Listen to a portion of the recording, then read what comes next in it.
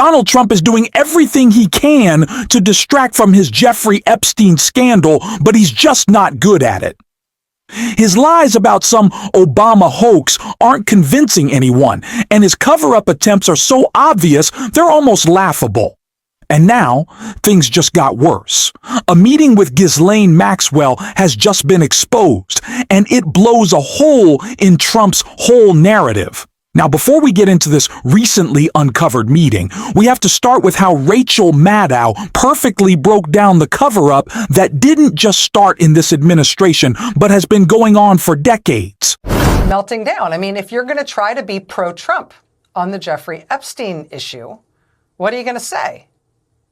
Right? I mean, what happened to the lawyer who got Epstein his bizarrely lenient plea deal when he was first arrested on sex trafficking charges in Florida? What happened to the lawyer who got him that bizarrely lenient plea deal? Well, Trump hired him to be his own lawyer. What happened to the U.S. attorney who gave Jeffrey Epstein that bizarrely lenient plea deal?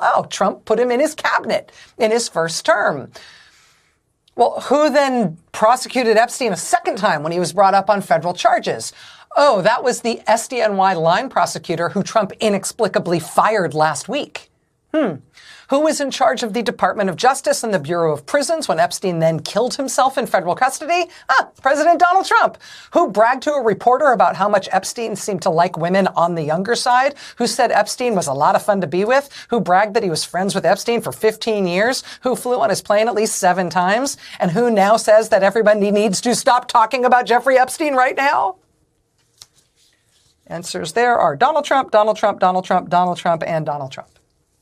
So if you're supposed to be a pro-Trump bot commenting on the Jeffrey Epstein scandal, what are you going to do? You're going to melt down. They don't know what to say anymore. And the polling of real live humans on the issue reflects the same disgust. In the new CBS News YouGov poll that's just come out, Trump is underwater overall in terms of his approval rating by 16 points. Do you approve or disapprove of the way Donald Trump is handling his job as president? Disapprove by 16 points. Well, okay, but do you feel strongly about it? Turns out yes. The number of Americans who say they strongly approve of Trump is 24%. The number of Americans who say they strongly disapprove of Trump is 47%. That's almost double. So if you live somewhere with a lot of MAGA supporters and you're always hearing people say how much they love, love, love Trump and they've got Trump flags up and Trump bumper stickers and blah, blah, blah, you should know that the people who feel very strongly against Trump outnumber Trump fans in this country by almost exactly a 2-to-1 margin. They take up a lot of space, but they are not even a quarter of the population. They are 2-to-1 outnumbered by people who strongly disapprove of Trump. And it's not just him personally. He is underwater on every issue, including the one he wants to be his best issue. Do you approve of Trump's handling of immigration? No. By a 12-point margin. Do you approve of Trump's handling of Iran? No. By a 12-point margin. Do you approve of Trump's handling of the Israel-Hamas conflict? No, by a 14-point margin. Do you want the U.S. government to put tariffs on other countries? No, by a 20-point margin. Do you approve of Trump's so-called Big Beautiful Bill? No, by a 22-point margin. Do you think the Big Beautiful Bill will help you or hurt you and your family? Hurt by a 2-to-1 margin.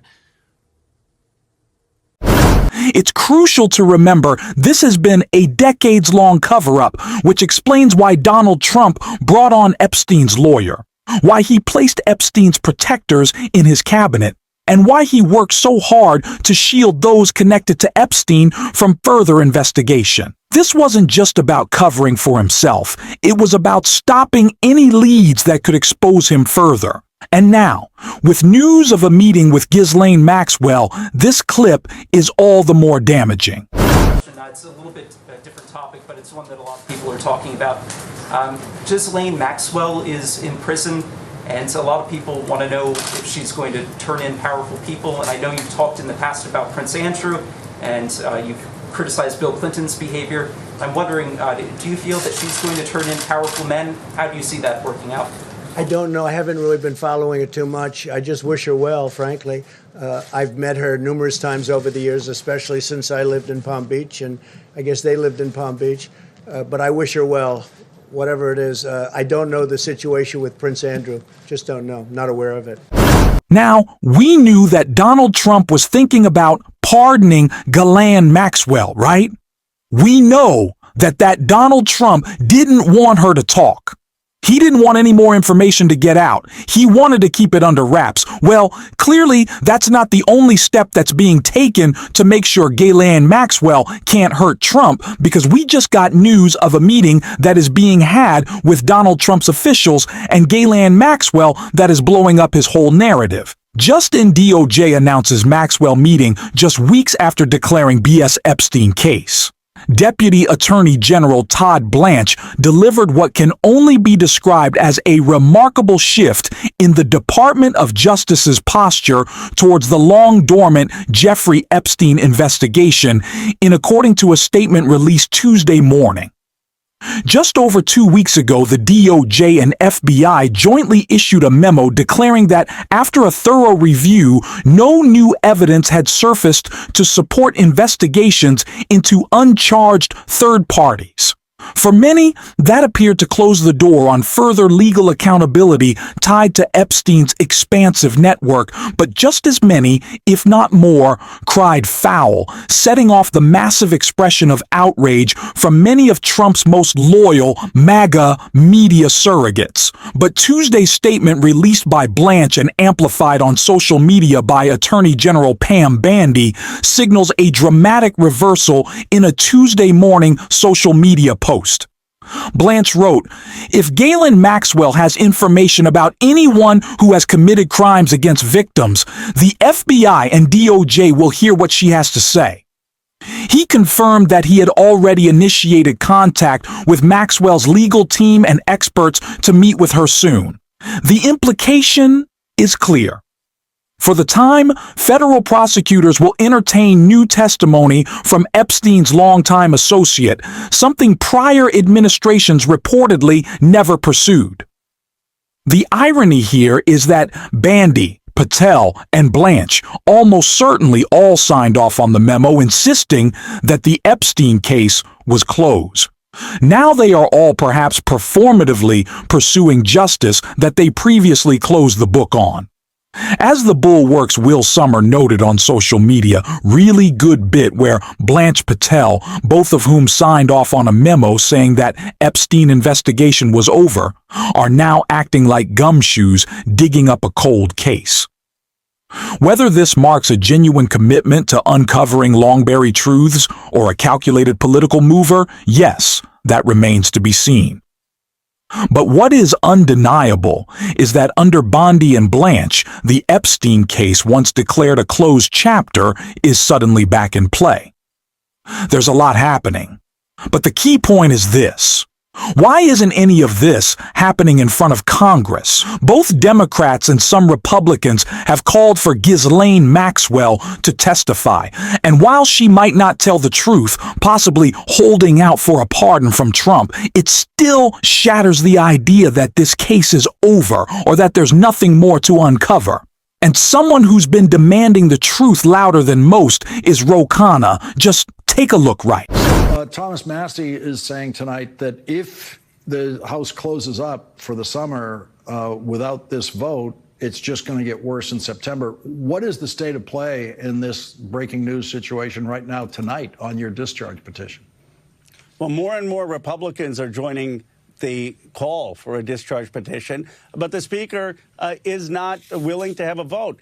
You know, let's just speak plainly, because we use all these complex words, discharge petition. Sometimes I think Congress is sort of a priesthood, which uses obscure and arcane language to confuse the American people. Here's the bottom line. There's the majority of the Congress that has the votes to release the Epstein files. We have a majority of the votes. And the problem is that we're not having a vote. And that's the dirty secret in Washington. It's not how you vote. It's that most of these things never come up for a vote.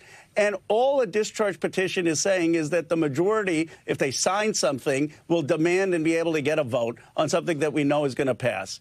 And the reality is that Mike Johnson is trying to recess the Congress because there's this arcane rule that the bill has to be there for 7 days before you can actually get all the signatures. And it's been there for about 4 days. So he wants to adjourn us so that we can wait till after Labor Day to get the signatures and have this vote. It's the worst kind of gamesmanship, but the American people are going to see through it. Something Arav Khanna has done really well and deserve a lot of credit for is farming this exactly as what it is, a class issue. Trump branded himself as a populist, someone who would hold the rich and powerful accountable.